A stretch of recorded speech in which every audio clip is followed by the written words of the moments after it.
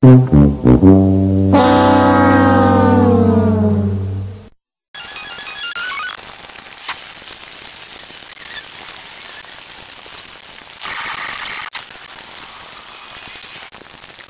just try to stay out of my way. Just try. I'll get you, my pretty.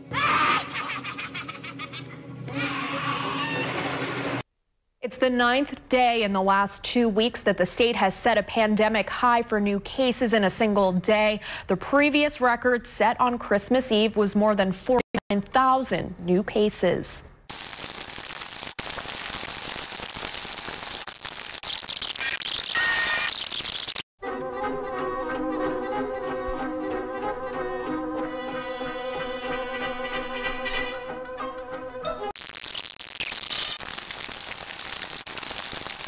It's starting to become a regular occurrence where I just have to keep calling out Newiscron. You know, if you're sick and tired of it, two things you can do right now is just, number one, click away from my videos, even dislike them. I don't care at this point. Or if you have common sense, just turn off your TV and don't even put Newiscron on, because this is how bad this TV station has gotten. You know, I have to do these videos. It's like a sign of God that I have to do these videos, because something just tells me that, you know, this TV station's not going to cover the news that actually does matter to everyone. I mean, come on, give me a break, Spectrum. You are really, really full of it, you know? You really, really are. So let's just take a look and see if the public safety section got updated. Hang on, actually, no, that's not where I needed to go. I am so sorry. I mean, I am just so frustrated right now. Oh, okay, so they did have a video of the shooting that happened in Queens. Anything else? Oh, so they actually do have some crime today. Look at that. Look at that. They actually have some crime today, so look at that. Nothing else. So let me just see if, no video on that. I'm not even going to read this one. I just can't, because this TV station, you know, I don't even want to support reading their articles. Alright. And then look, no video. I mean, you have to go on Twitter to find the video.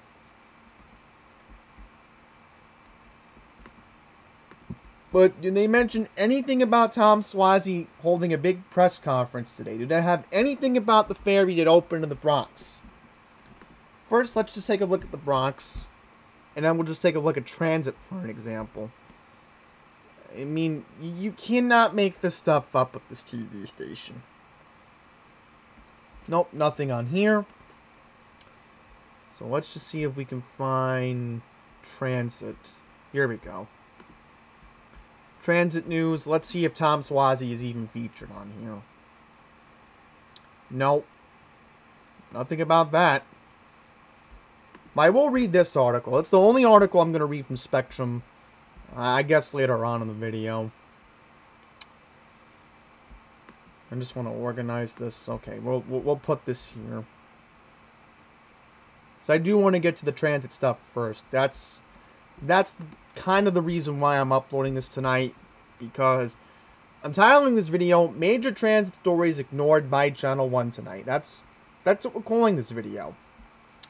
So let's go to our first transit story of the evening.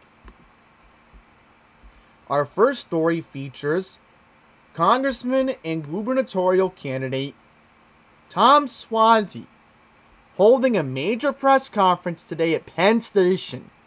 And we're going to go on Twitter to see what Charlton's reaction was, because he kind of encouraged me to take a look at it. So we'll do that in this video. And trust me, I'm more organized tonight than I was last night. So trust me when I tell you all this. So the title of the article goes, Congressman Suozzi is pent up over Penn Station mess, citing crime, homelessness, and panhandlers. And of course, we're reading from our good friends at AM New York.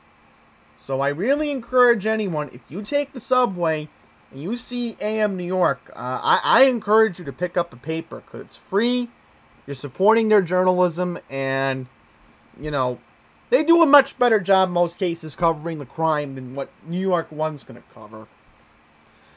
Alright, so here we go. So the congressman today pulled few very punches at a press conference inside the massive transportation hub on December 29th. Standing near the Long Island Railroad 13 and 14 along Station Advocates Thursday, the elected official fumed over the issues of homelessness and violence in and around the inner city terminal. Swazi leveled resolute blame at both the MTA and the city as a whole for what it needs as the sorry state of the station. The congressman said today, "I've been coming in and out of the city my entire life." Oops, sorry about that. "It's never been this bad. I came here the other day. I personally was scared. I knew people that say they were not coming into the city for dinner or for a show because they're scared to come. It's not an easy solution to do, but the first thing you have to do is recognize there's a problem here. There's a very big problem here that exists at Penn Station. It manifests itself not just walking around and seeing what's going on here, but it's manifested in the customer survey where 21,800 people said the biggest problem we face right now is crime and homelessness. And trust me, I'm in agreement on that, but the other issue at Penn is the construction mess.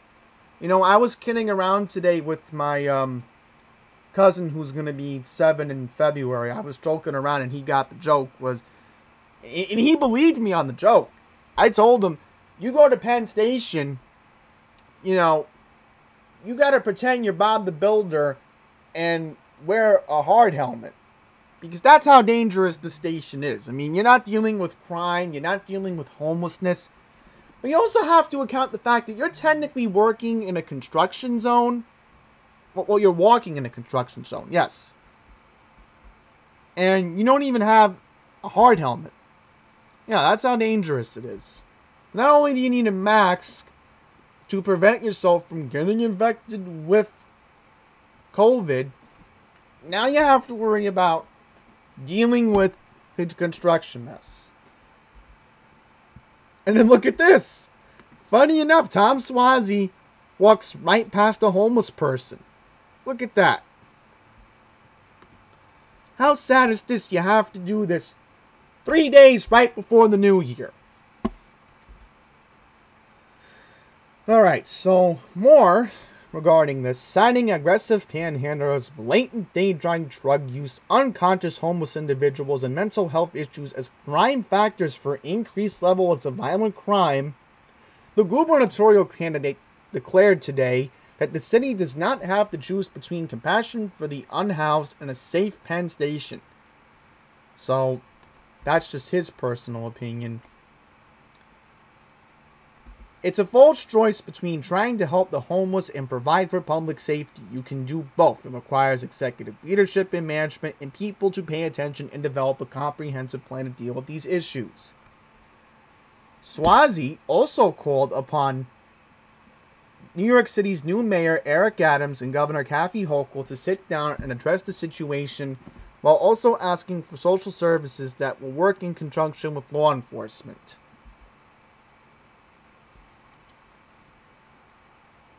Oh, and then look at this. This is why we have to go on Twitter. This is why we're going to go on Twitter in just a second. You're going to see why we're going to go on Twitter. Gerard Bringman, Long Island Railroad Commuter Council president and member of the MTA board, agreed with the congressman that Penn Station has become a sleeping ground for many unhoused individuals, which he believes is due to deficiencies in contracted homeless services who are not fulfilling their commitments. Yeah, well, Gerard can acknowledge that, but what about the safety in the construction zone? I mean, shouldn't we all be wearing hard helmets in Penn Station?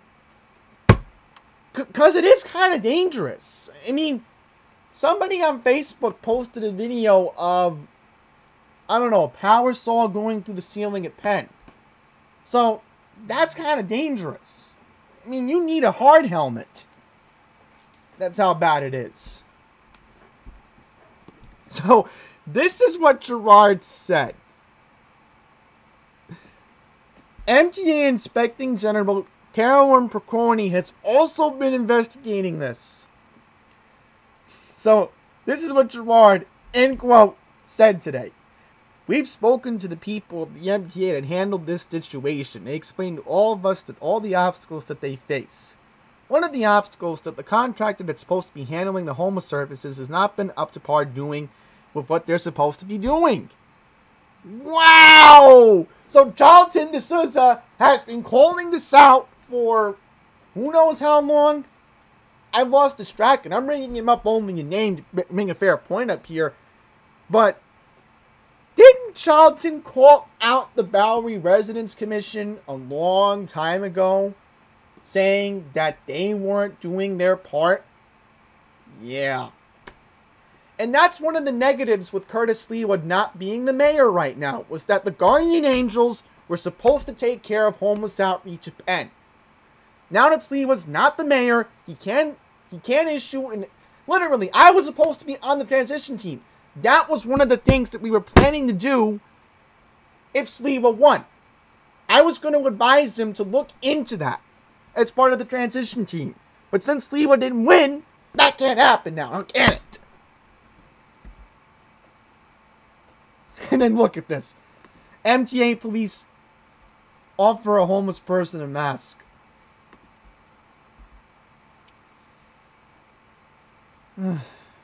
And then there's more to this article. I'm sorry if I have to read the whole thing, but New York One should have spent 3 minutes covering this like Fox 5 did today, and I'll briefly show that video.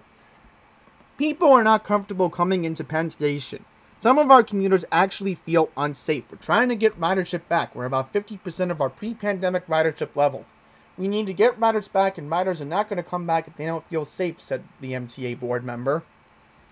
In addition to the human element, Swazi also criticized the aging architecture and design, which he says forces commuters dangerously close to the tracks during crowded times like rush hour. This, he hopes, will be reflected upon the implementation of funds in the bipartisan infrastructure bill, since he argues the transportation hubs are one of his main priorities. And by the way, just to let you know, Swazi did vote yes in the infrastructure bill. Swazi also shared that he serves as vice chair of the Problem Solvers Caucus, which helps billions of dollars to be focused on updating the infrastructure of New York. Yep, and then look at this, more panhandlers. I mean, they're not even wearing masks. I mean, technically they're violating federal law. You're supposed to wear a mask in train stations. It's TSA requirement.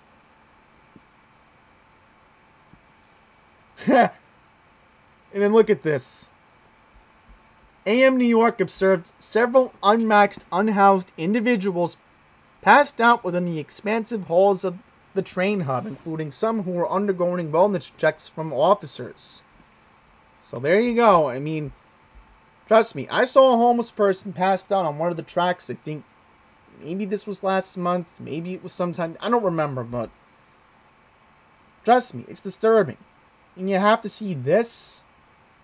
I mean, this shouldn't have to be this way in a wealthy city like New York. It shouldn't have to be this way. I mean, Rudy Giuliani cleaned up this mess when he was mayor. Right? I mean, this is what I'm afraid of. It's like, this is an all-talk Democrat that's just spewing on what to do here. I mean, what else can you say? I mean, what, you think Tom Swazi's going to be a better option? No, he won't.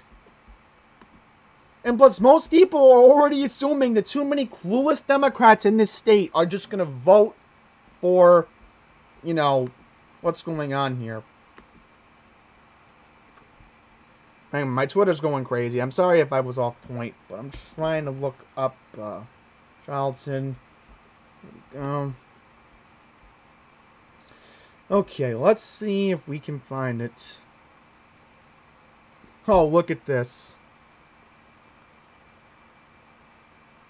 The press secretary. Give me a break.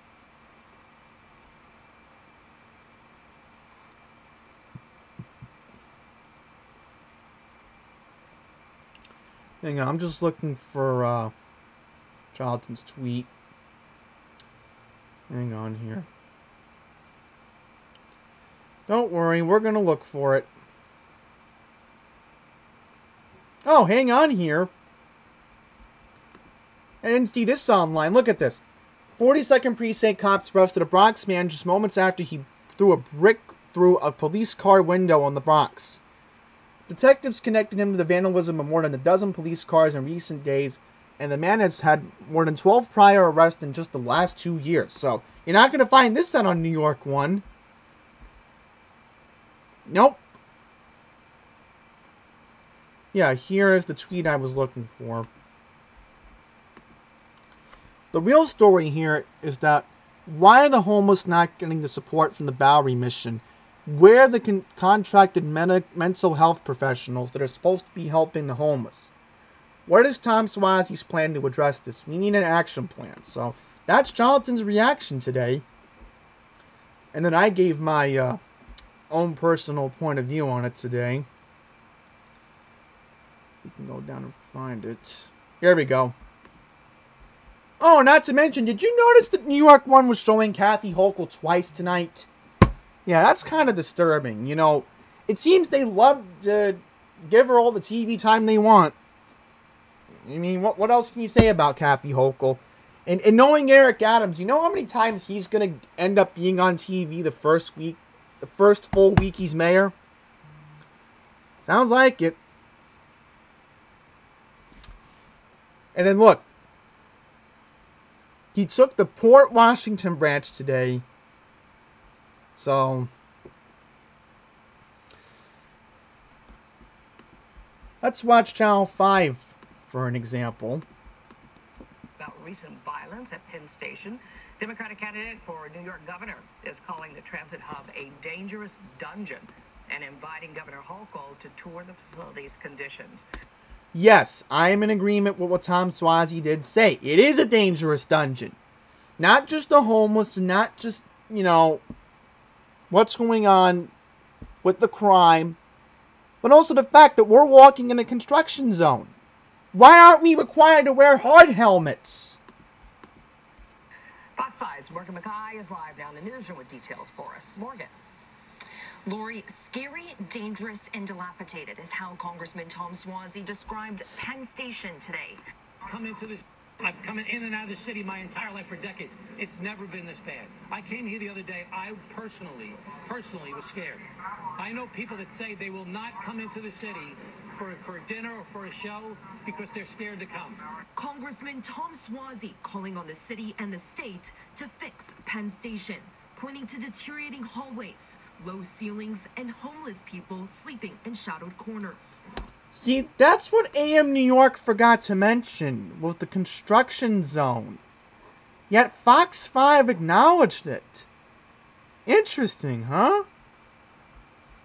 There's literally people that are using drugs, shooting up right outside. Just like Bart in San Francisco. People aggressively approaching people right outside of this facility. It's a scary place. MTA officials in a statement said they have been calling on the city for years to assign more mental health and homeless. Let's see if they even show Gerard on camera. Oh, there he is! There's Gerard! Let's see what he had to say on camera. It's heartbreaking as a commuter to come through here and see all these people desperately needing services that they're not getting. Sia Weaver with Housing Justice for All says calling homeless people dangerous sends a wrong message. Everyone is just simply one paycheck away from an eviction. We live in an incredibly... Hang on, did he actually say they were dangerous? Let's rewind that. It's heartbreaking as a commuter to come through here and see all these people desperately needing services that they're not getting. Sia Weaver with Housing Justice. Well, I don't know who called the homeless dangerous, but... I mean, some of them are. Not all of them are. I mean, some homeless actually don't even have a criminal record. But it's a city that's just neglected them. And, you know, that's the problem. So before I rant and rave anymore about homeless, which again, that'll just completely go from what else I need to discuss this evening, let's move on to this. Yeah. For the first time since Monday, November 8th, there was no service on the W line today. And why is that, you may be wondering? Oh, that's right. Crew availability. And trust me, the subways have been a mess today. I mean, Charlton and I have been all over it, and it's just, I mean, it's just a huge mess. The W train went out of service today because there was not enough crew to run it. So officially, New York City Transit made the announcement today at 6:44 a.m. Affected commuters who rely on the local line between Astoria and the southern tip of Manhattan. This has been the first time since Monday, November 8th, where the W train was not running during morning rush. So in the tweet, it said, in quote, "Like everyone, we've been affected by the COVID surge. We're running as much train service as we possibly can with the operators that we have availability." So, guess what? If you were in Astoria this morning, and let's say you needed to get over to Whitehall Street, you would have had to take the N train to Times Square. Well, not Times Square, no. Lexington Avenue and 59th Street. There we go, got it right. And then take the R train that way. Instead of just having one straight shot on the W going down to Whitehall Street, for an example. And if you were trying to get the Staten Island Ferry, you got double-crossed this morning. Yep, and look at this. The Z train was also scrapped this morning. So, I'm just going to say this. They're lucky that normally, you know, it's the holidays. Remember, we're only 3 days out from the new year. But if we have a problem like this on Monday, when a lot of people are going to be going back to work, that's going to be a problem, right? You can't have no W service on a regular Monday morning. No. Alright, so I don't even want to get into COVID. That's a whole different story. Okay. And then we have our last story that we're going to read. This is transit related. Cops seek woman who spat on and punched man in Greenwich Village subway station. The NYPD is looking for a woman who assaulted a man at a Greenwich Village subway station on Christmas Eve. According to police, on Friday afternoon at 1:20 p.m., an unknown young woman was having an argument with an elderly rider inside the West 4th Street, Washington Square Park station. When a 69-year-old man tried to stop the argument, the younger woman spit on him. The man proceeded to grab the suspect, who then punched the man in the forehead, and then the suspect fled the station to above ground. Good news is the victim was later placed in stable condition. He suffered a laceration to his forehead and was then later transported to Lenox Health, Greenwich Village.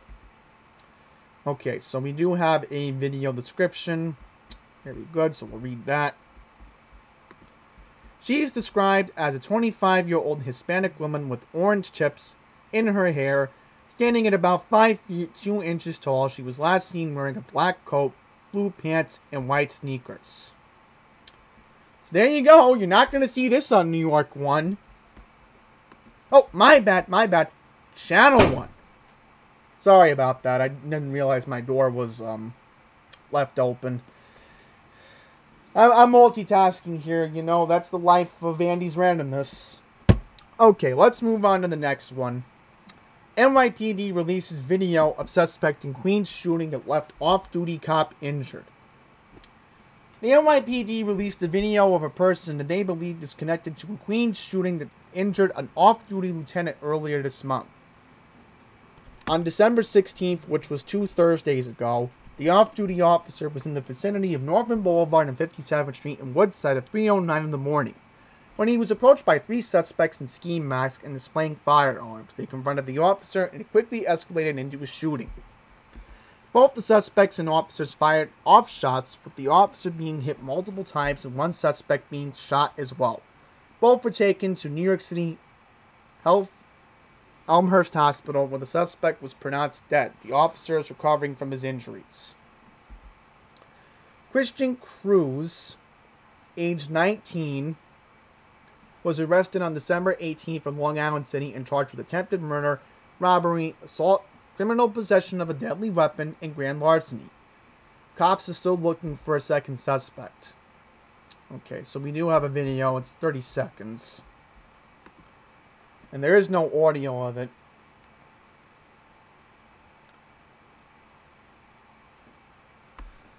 Yeah, I mean, here's a clear color image of it.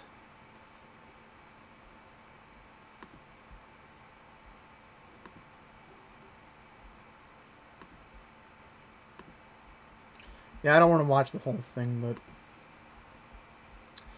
Anyhow, let's get into the next point before I quickly call out Kathy Hochul. Lower East Side stabbers sought for attacking man near a store. Cops need the public's help in finding the suspect who brutally stabbed a 46-year-old man walking on the Lower East Side early on Tuesday morning. The incident occurred at 4:27 a.m. on December 28th in front of a store at 85 Pitt Street. According to law enforcement sources, the perpetrator approached the victim and displayed a knife and went on an attack, plunging the woman... supposed to say punch. Oh, plunging the weapon. Okay, 4 times into the man's left arm. I do apologize. Sources familiar with the investigation said the motive for the assault remains unknown and it is not clear the victim knew the suspect.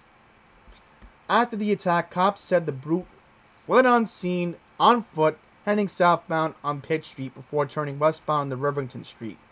The incident was reported to the 7th Precinct. The victim was taken to nearby New York City Health Bellevue hospitals where he was listed in stable condition.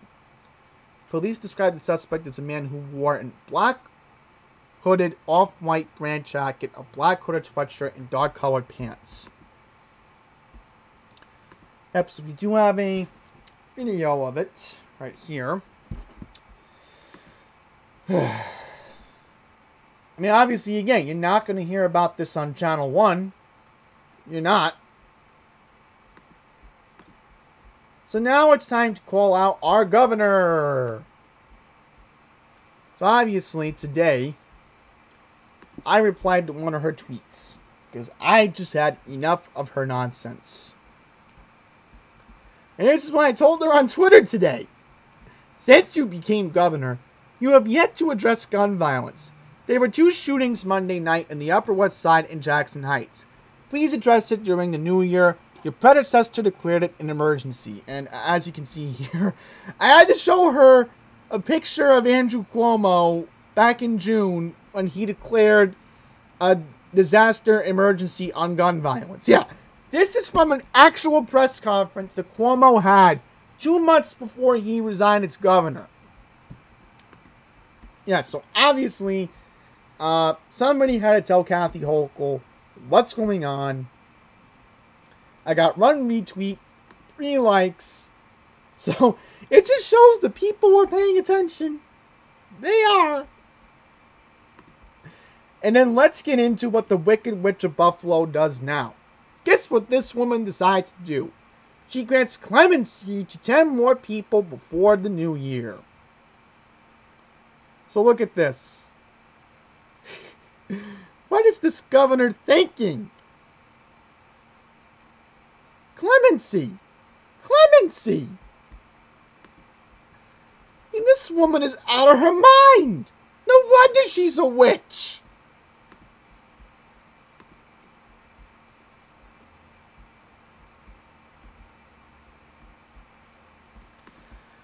Alright, so one more story we have to read before we get into some other important stuff that we will get into. And we will talk about Eric Adams and his transition very briefly at the end of this video.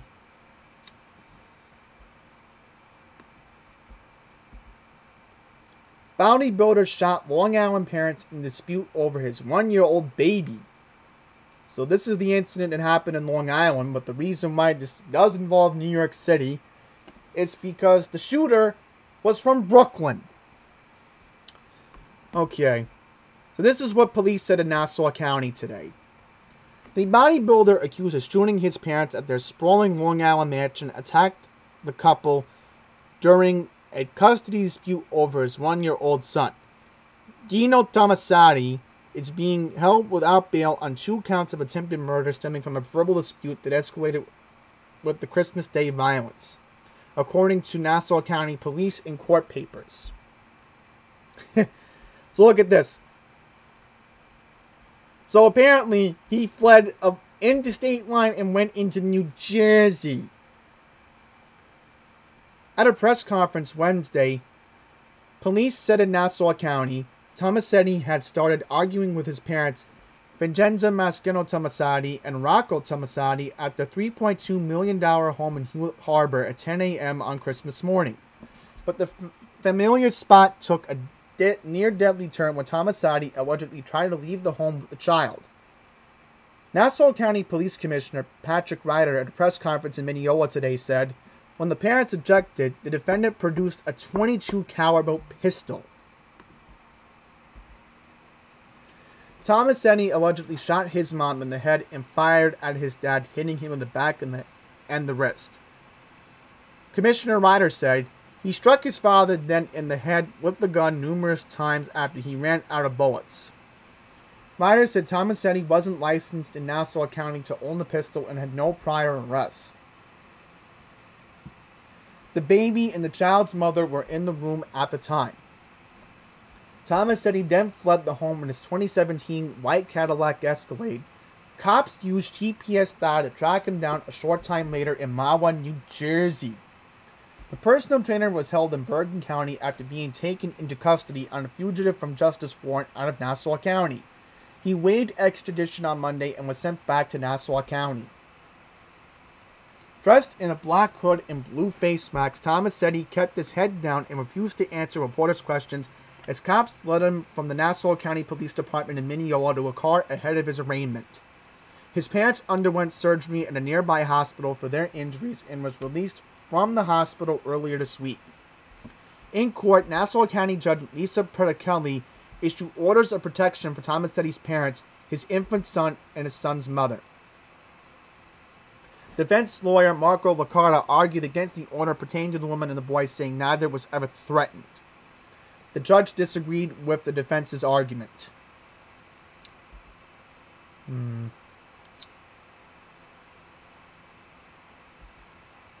So here you go. This is what the guy looked like. Tomasetti is due back in district court in Hempstead on January 5th.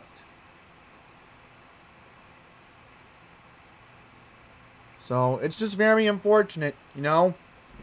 And I'm going to say this right now. Thank goodness this is getting the next court date's not until the new year. Because remember, Ann Donnelly's being sworn in on January 3rd.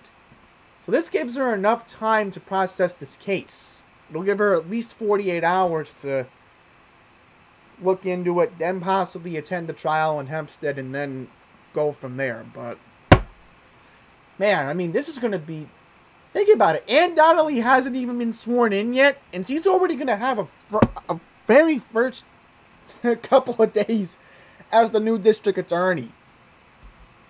So, I hope Ann Donnelly's paying close attention. I really hope so. Alright. Next up, 6 development teams are going to look into developing the borough-based jails. So, as you know, Eric Adams wants to continue to build the Blasio plan. So at the moment, these are the firms that are being looked into right now for the moment. I just want to see the Queens one. Alright, so the Kew Gardens site will belong to Leon D. Mananas Construction Corporation. So it says here the construction will be set to begin in the spring of next year. So Eric Adams is seeking to continue the plan that de Blasio wants, unfortunately.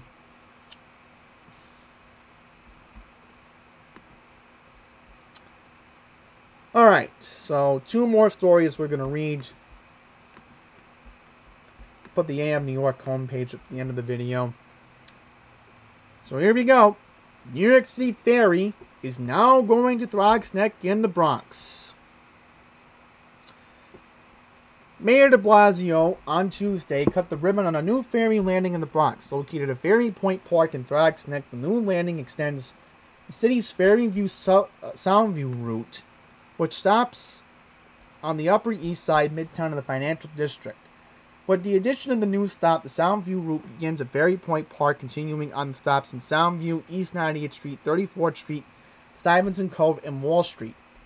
The new route will take about an hour. So, here is the... I'm just trying to look at it for a second. Hang on here. Here we go. So this is going to be the new route, as you can see here.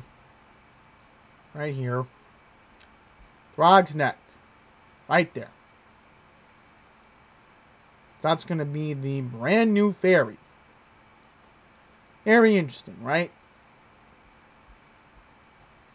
And they're currently planning a Coney Island route, so let's see where that one goes. Wow, so this is going to be convenient. You're actually going to have a future Coney Island route. Look at that. And then you have that other ferry that's in Midtown, and then you have the other one at Battery Park. So when does the service start? Oh, okay, so it doesn't seem that way at the point.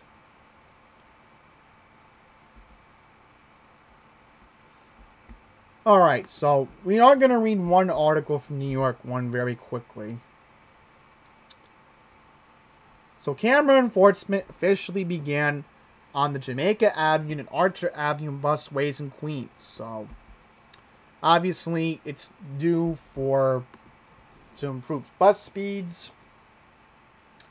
Drivers could face fines between $50 and $250 if they don't comply. So lastly, Mayor-elect Eric Adams will be sworn in after midnight on New Year's Eve after the ball drops. It will mark the first time since Mike Bloomberg took the oath of office in 2002. So look at this.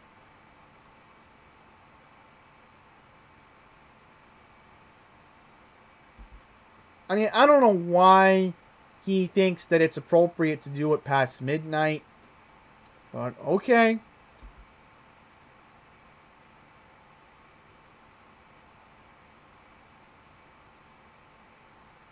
Alright, then. So I'm just trying to see this for a second. He will be sworn in by the city clerk, swearing on his family's Bible to take the oath of office in front of his family members.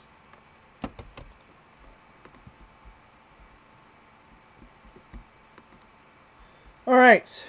That's going to do it for this evening. And, you know, New York One could be covering all this, but it seems I'm doing their job, and I have to keep doing it until they get their act together at Spectrum, because what else is new over there? So that's it. Thank you all for watching.